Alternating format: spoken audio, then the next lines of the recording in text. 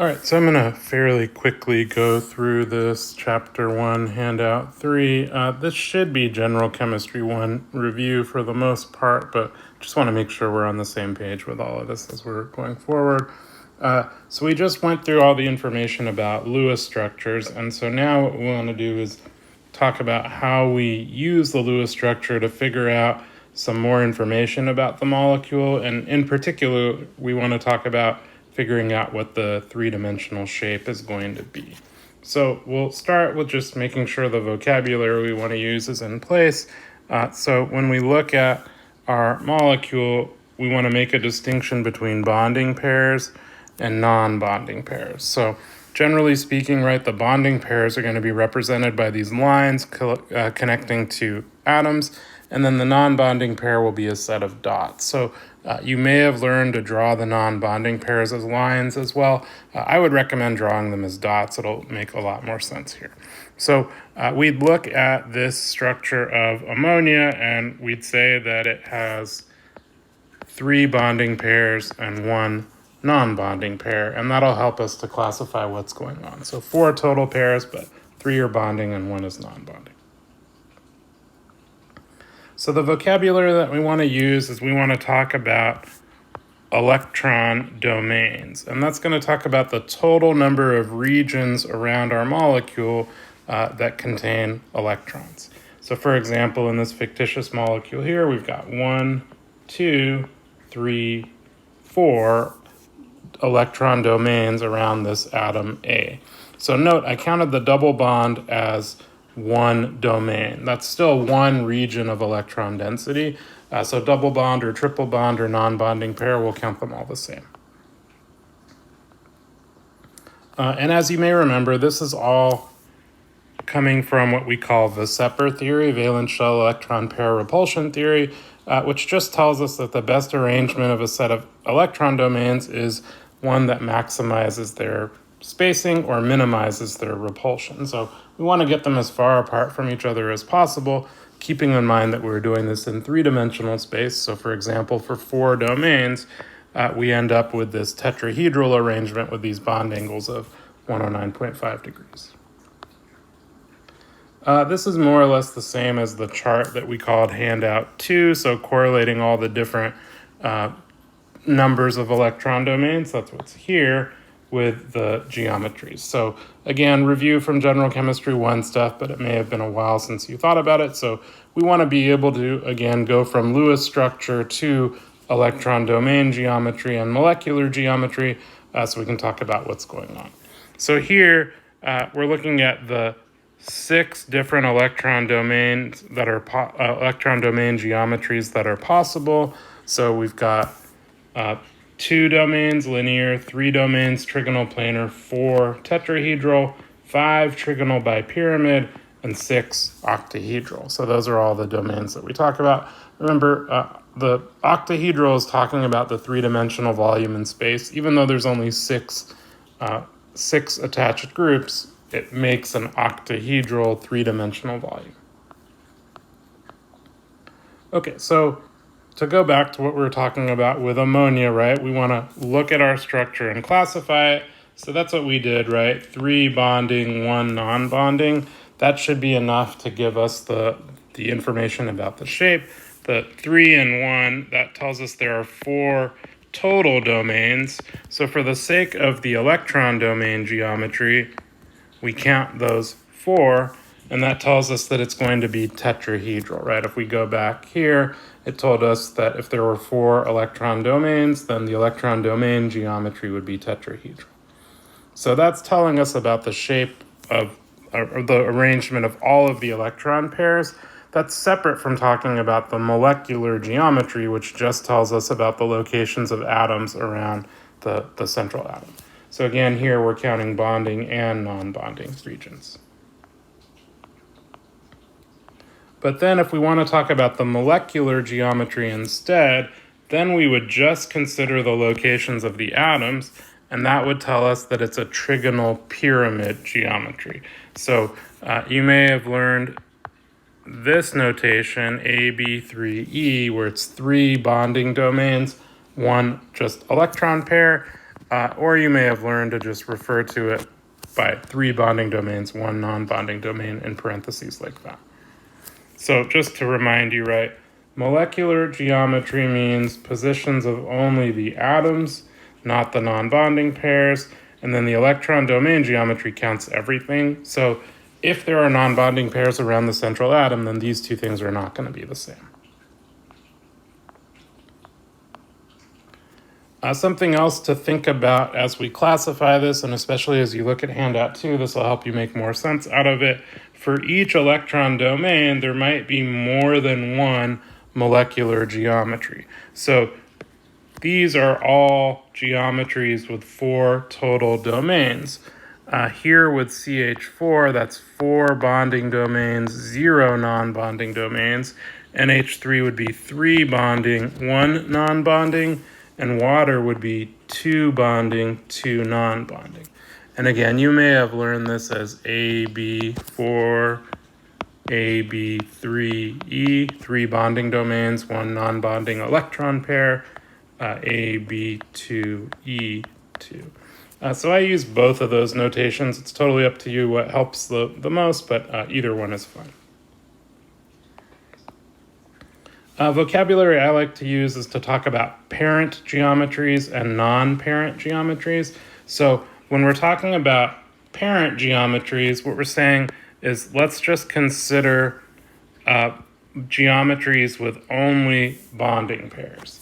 And as long as that's the case, then the molecular geometry and electron domain geometries are going to be the same. So when you first learn these in General Chemistry 1, this is likely where we started because there were fewer things to consider. So here we'll just talk about, to start with, an AB2 geometry. And so here, since there are no non-bonding pairs, the electron domain and molecular geometries are going to be the same. So we used CO2 as our example here. That would be an AB2 geometry. So we would say there is the molecule carbon dioxide would have this Lewis structure. If we follow the process of generating the Lewis structure like we did in handout 1, we'd call it an AB2 geometry, and then both the electron domain and molecular geometries would be linear. Again, as a parent geometry, these are both going to be the same. Going forward from there, now we're talking about BH3. That'll give us 6 valence electrons, and then we end up with this Lewis structure here, BH3. No non-bonding pairs around the central atom, so we'll call it AB3 or 3, 0. And that means both the electron domain and molecular geometries are trigonal planar. So again, you still want to memorize what's going on in handout 2 in terms of the names of the electron domain and molecular geometries. If that's still fresh in your head, that's great. If not, start with the parent geometries, right? So you can learn about the simplest case first, and then we can, after that, figure out the non-parents. Okay, that's 3 domains total. If we have 4 domains total, CH4 is a good example of that. It would be 8 valence electrons, giving us this Lewis structure here. AB4 geometry, that means both the electron domain and molecular geometries would be referred to as tetrahedral. Okay, continuing on with the parent geometries, now we'll go up to 5 domains. And 5 domains is unique because there are what we call axial positions and equatorial positions. So these two groups pointing up and down from the central atom, we refer to those as axial positions. And then the ones off to the side, we call these equatorial positions. So that nomenclature is coming from, if you imagine embedding this in a sphere, the axial positions will be pointing at the north and south poles, and then those equatorial positions would be pointing at the equator of that sphere that it's embedded in. But this is really the only parent geometry that is initially asymmetric. It's also the one where there are 2 different bond angles, 120 for the equatorial positions relative to each other, and then the axial ones are 90 degrees relative to the equatorials. You may even see 180 listed as a bond angle here because that's the angle between the axial ones. but that's not really something we need to worry about. Again, we're still focused on the parent geometries, so we'll pick a molecule where we've got 5 groups attached to the central atom. If we follow the typical protocol for generating our Lewis structure, we'd get PF5 that looks like this. That's still an AB5 geometry, so still no non-bonding pairs around the central atom, meaning the electron domain and molecular geometries are going to be the same. They're both going to be trigonal by pyramid. Okay, then from there, the last of the parent geometries, so here looking at 6 total domains around the central atom. SF6 works for that, gives us 48 total electrons, and this Lewis structure, if we follow the rules. So that, again, no non-bonding pairs on the central atom, so AB6 geometry, octahedral, octahedral for electron domain and molecular geometry. So that was our first 5 examples, right? AB2, AB3, AB4, AB5, AB6. So there are, I think, 8 more variations as we bring in non-parent geometries instead. So we'll look at those as well.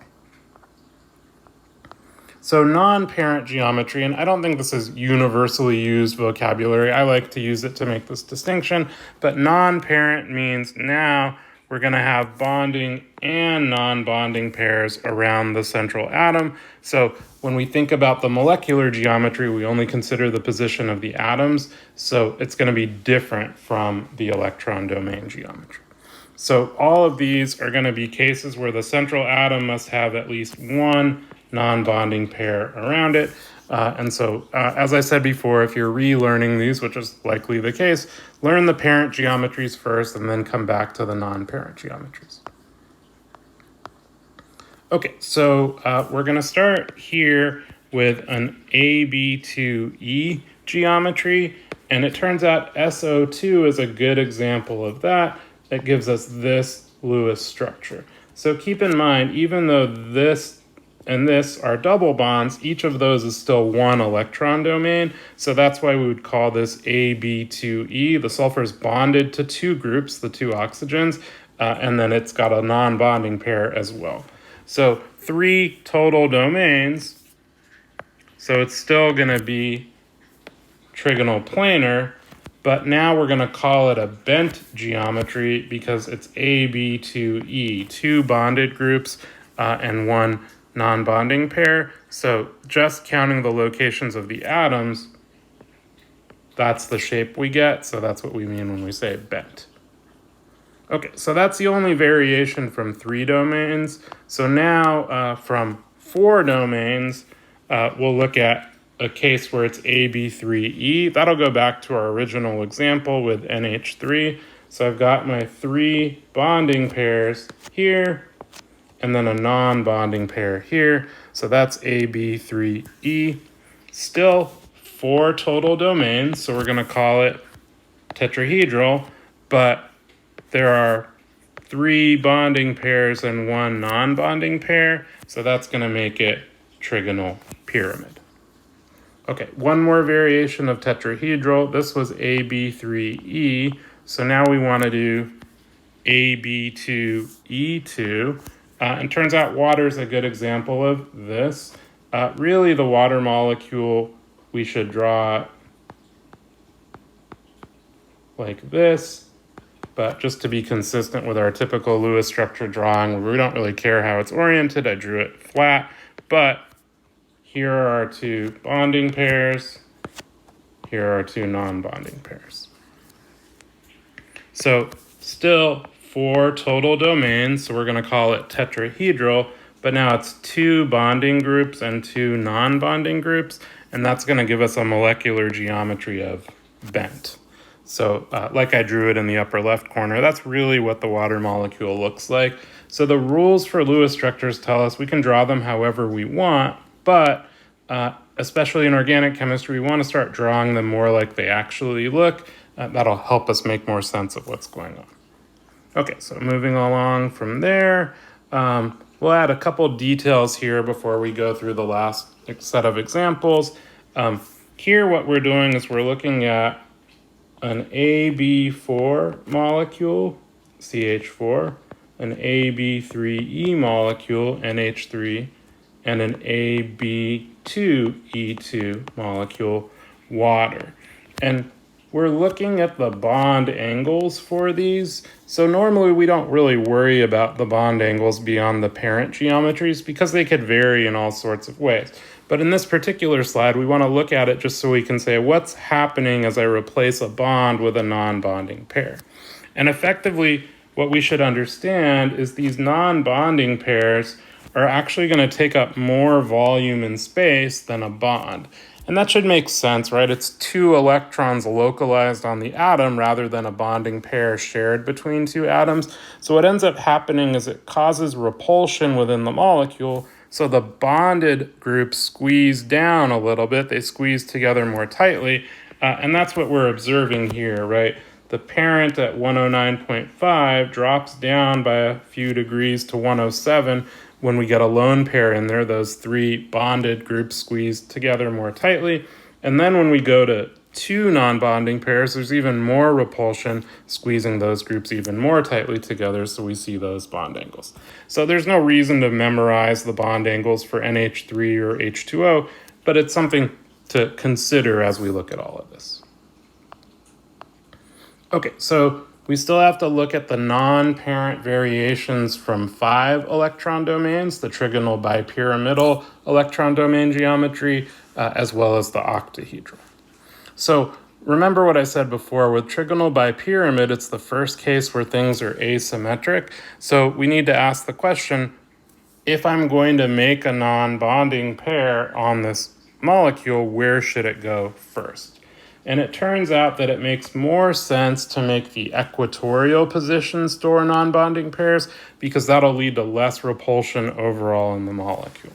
Going back to what we were saying earlier, here you can see again these bond angles are changing from normal a little bit. Same idea, right? On this side, we've got a non-bonding pair, so it's pushing the other atoms farther away. The bonded groups are scooting away from the non-bonding pair, so we see some variation in the bond angles. So for that reason, that's why we only really talk about the bond angles in parent geometries. We don't really know exactly what they're going to be in the non-parents. We just know they're going to vary by a little bit.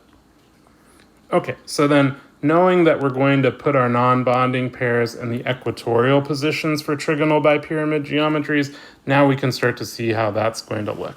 So our example here will be the molecule SF4, and if I follow that protocol, I'll get this Lewis structure here. This is our example of an AB4E geometry. So still 5 total electron domains, 4 bonding and 1 non-bonding. So it's still a trigonal bipyramid geometry. This is 4 bonded groups, 1 non-bonding group. So we call that a seesaw or sawhorse geometry. Either way, however you want to describe it, right? It's the idea is it more or less looks like that. So seesaw or sawhorse, either way is fine as we're thinking about it. Okay, trigonal bipyramid is the most complicated. First, we have to figure out where to take our non-bonding pair away from, and we saw that we're going to do that from the equatorial position. And then here, there are 3 variations. AB5 could be AB4E, AB3E2, or AB2E3. So this one leads to 3 variations from the parent, or 3 non-parent versions. So that was SF4 to give us AB4E. Now we want to look at AB3E2. Good example for this one would be BRF3.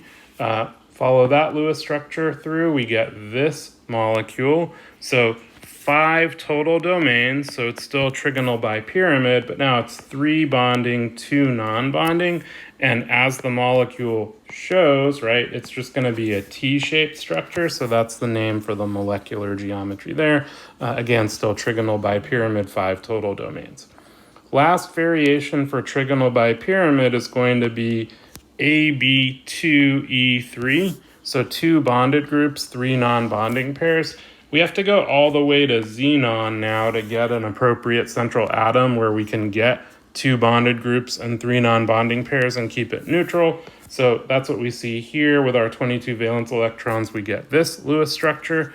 Still 5 total domains, so trigonal bipyramid, but the molecular geometry now, 2 bonded groups, 3 non-bonding pairs.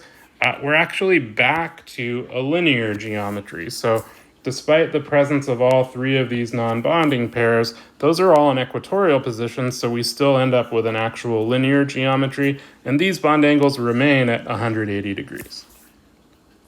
Okay, finally here, our octahedral electron domain. So there's 2 variations from this one. So AB5E, that's 5 bonded groups, 1 non-bonding pair. BRF5 works out well for this one, and we get this Lewis structure here. So here's our non-bonding pair, right? So it's 5 bonded groups, 1 non-bonding pair. 6 total, so the electron domain geometry is octahedral. Square pyramid is what we end up with here, 5 bonded groups, 1 non-bonding pair. And kind of like it's drawn over there, we end up with a square-based pyramid. So really the 4 groups kind of make a square like this, and then there's one pointing straight up from there. So if we connect the corners, we'll get a square-based pyramid. Okay, last one of these is the octahedral electron domain where it's AB4E2. And back to xenon again to get 4 bonding, 2 non-bonding. That'll be our option here. Our 36 valence electrons, 4 bonded groups to the xenon, and then 2 non-bonding pairs. So that's still 6 total, so the electron domain geometry is octahedral, and then 4 bonding, 2 non-bonding, let's try that again, and that gives us a square planar geometry. So now there isn't anything else attached, so we really just end up with 4 groups pointing at the corners of a square like that, so that's what square planar means. Not my finest straight line there. Let's try that again. There, that's what we would end up with there. So those are the, I think, 13 total molecular geometries that are possible, 5 from the parents, and then the 8 variations. So definitely want to learn all of that stuff. And like I said, if it's fresh in your mind, that's great. If not, learn the parent ones first, then learn the non-parents after that. Handout 2 kind of has all this information collected in one spot, but these show you examples, which I think will be really helpful. We can apply this information to larger molecules as well, and ultimately that's what I want to be able to do for organic molecules, so we can say, okay, as we add in atoms, can I still get a general idea of what this molecule looks like? And in order to do that, typically our approach is to kind of identify the backbone of the molecule, and then one by one on these atoms, we can start to talk about what the geometry is going to be. So we want to be able to look at this carbon and talk about what its geometry is. Look at this carbon, talk about what its geometry is. Look at this oxygen, talk about what its geometry is. And that should be enough information for us to figure out what the shape of the molecule overall is going to be. So if we follow that, right, this carbon has 4 bonded groups, no non-bonding pairs, so that should be tetrahedral.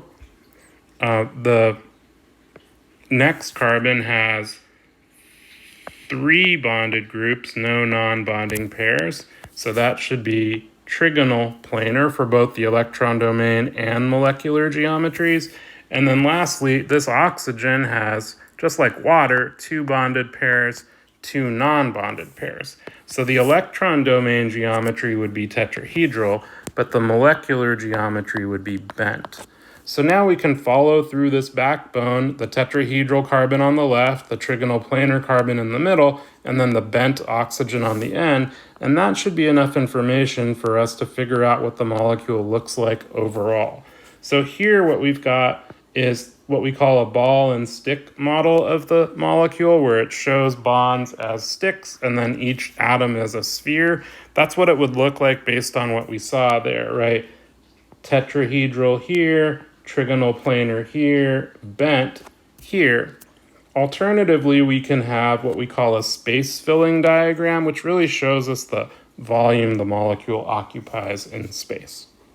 Okay, so that was a really quick recap of stuff from General Chemistry 1. So again, you want to be able to do this for all sorts of molecules, draw the Lewis structure, interpret the electron domain and molecular geometries for them. So I hope it's review, so you don't have to go through all of this again, but if not, all that information is here, and along with handout 2, that should be a good place for you to work through all of this to make sense of. Okay, so let's end here. This is the end of these slides, and then we can go on to the next handout in the next video.